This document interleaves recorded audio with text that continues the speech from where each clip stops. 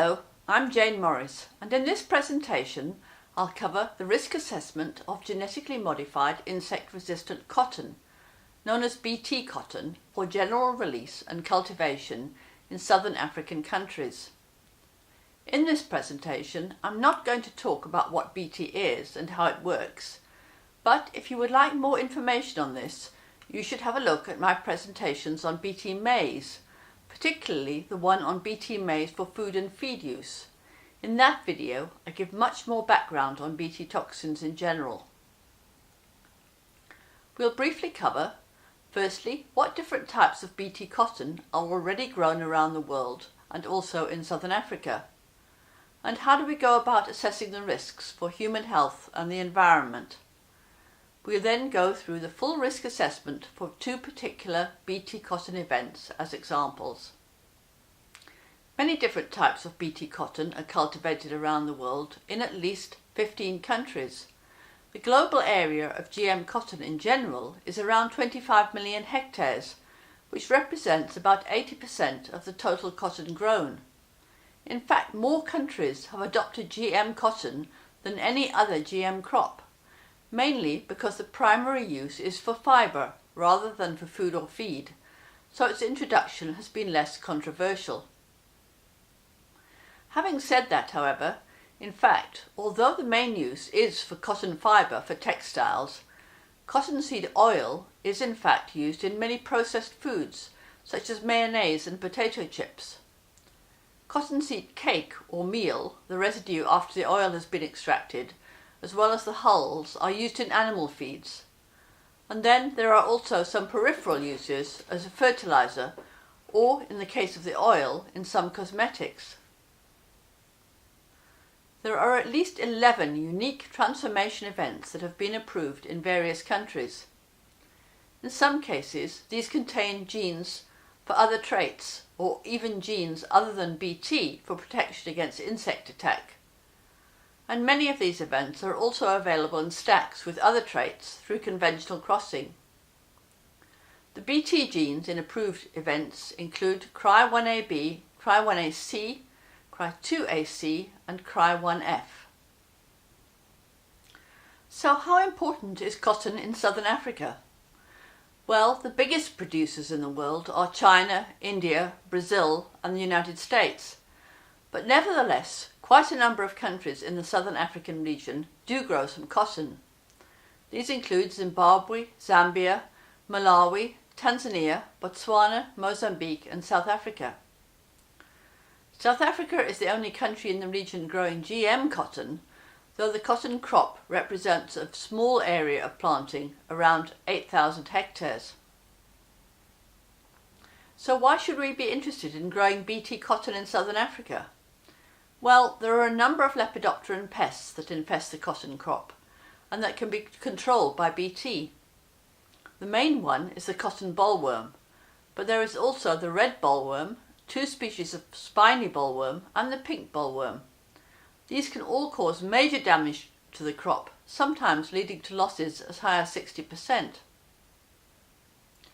Just to give you an idea of what they can do, this photo shows a cotton bollworm boring its way right into the base of a cotton flower. Two BT cotton events have been approved for use in South Africa, both produced by Monsanto. MON 531, known as Bollgard, was approved very early on in 1997, while MON 15985, known as Bollgard 2, was approved in 2003. Both contain the BT Cry1AC gene, but MON 15985 additionally contains the BT Cry2AB2 gene, which binds to different receptors in the insect midgut, and this should help to prevent the development of resistance to BT. Both of these events are also available as stacks with tolerance to the herbicide glyphosate, known as Roundup Ready. If you would like to know more about herbicide-tolerant crops, take a look at my presentations on herbicide-tolerant GM maize. In this presentation, I'm going to take you through the risk assessment for both MON 531 and MON 15985. Starting with MON531, it contains 3 inserted genes. Firstly, the Bt Cry1ac gene, but then also the NPT2 gene coding for resistance to the antibiotic neomycin or kanamycin, and then a third gene coding for the resistance to the antibiotic streptomycin. However, this last gene is on a bacterial promoter and it's not expressed in the plant. MON15985 was created through a second transformation event on top of MON531. So, it contains the same genes as MON531, but additionally the Cry2AB2 gene and also a gene coding for a scorable colour marker.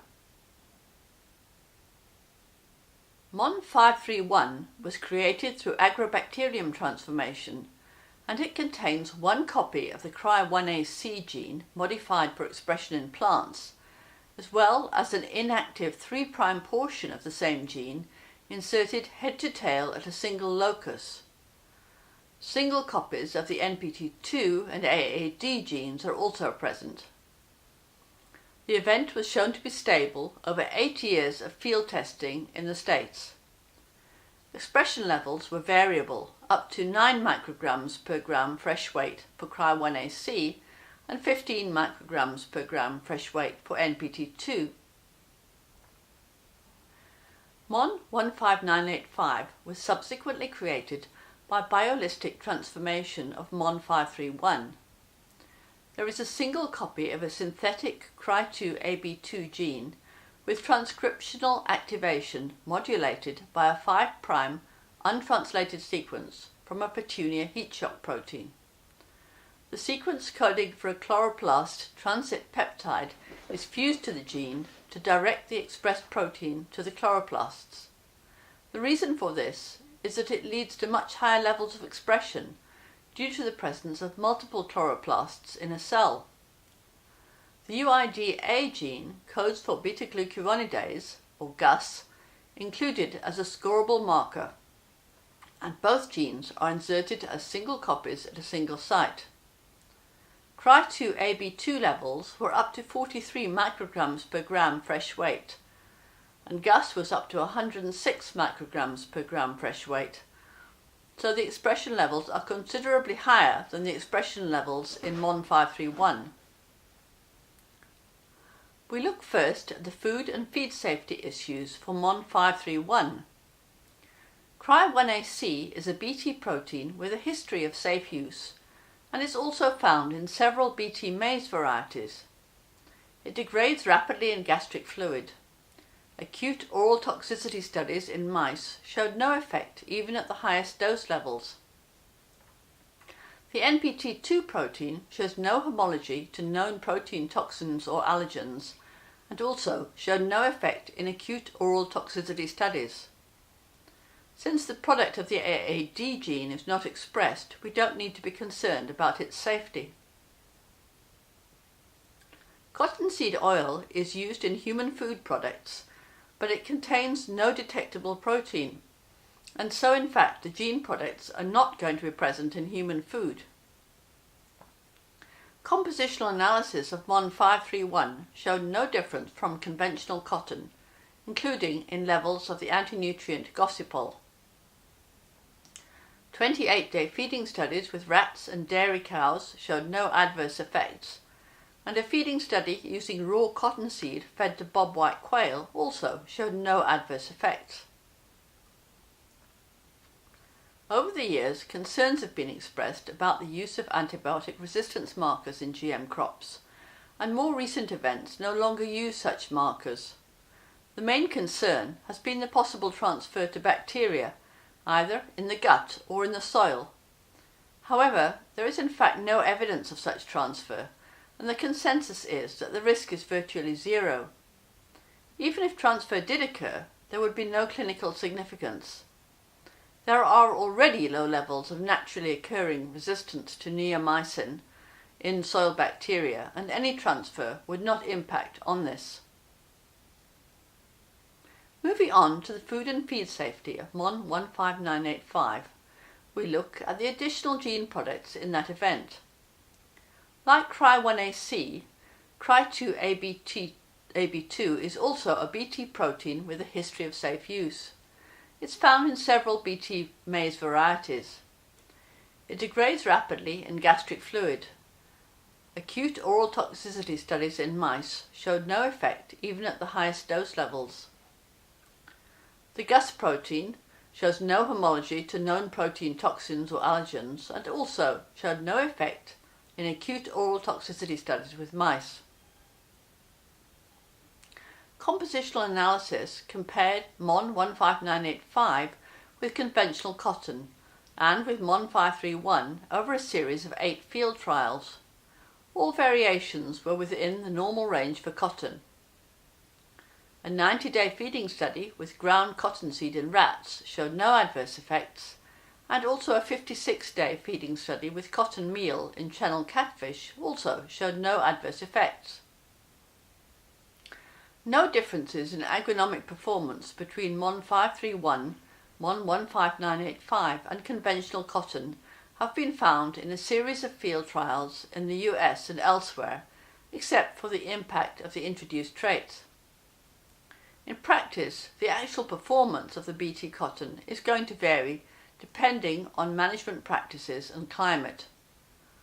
One recent concern for Bt cotton grown in Burkina Faso has been the shorter fibre length of the Bt cotton compared with their conventional cotton. This is an issue that needs to be dealt with through conventional breeding in order to ensure that the trait is introgressed into local varieties without loss of the longer fibre length. In terms of environmental safety, the inserted genes are specific to Lepidoptera, and therefore no effect is expected on other non-target organisms. However, to check this, tests were carried out on a range of indicator species of non-target invertebrates, including honeybees, the ladybird beetle, green lacewings, earthworms, and collembola. No adverse effects were seen for any of these organisms exposed to the Bt proteins at levels that exceed the maximum that might be found in cotton fields. The Bt genes are rapidly degraded in soil, and so no effect is anticipated on soil organisms, but in any case, no effects on soil organisms have in fact been found. We next ask the question if there is potential for gene flow to wild relatives of cotton. Firstly, it's important to note that cotton is not a weedy crop, and its pollen is very large, heavy and sticky, so it doesn't spread far. In fact, it's primarily self-pollinating, although there is some potential for cross-pollination from insects such as bees. There are some wild relatives of cotton in the region, but they are all diploid, whereas cultivated cotton is allotetraploid. As such, it's incompatible with the wild cotton species. Gene transfer to conventional, that is non-GM cotton, is possible. Recommended isolation distances for cotton breeders are 200 meters, so a separation between GM and conventional cotton of this distance should prevent significant outcrossing.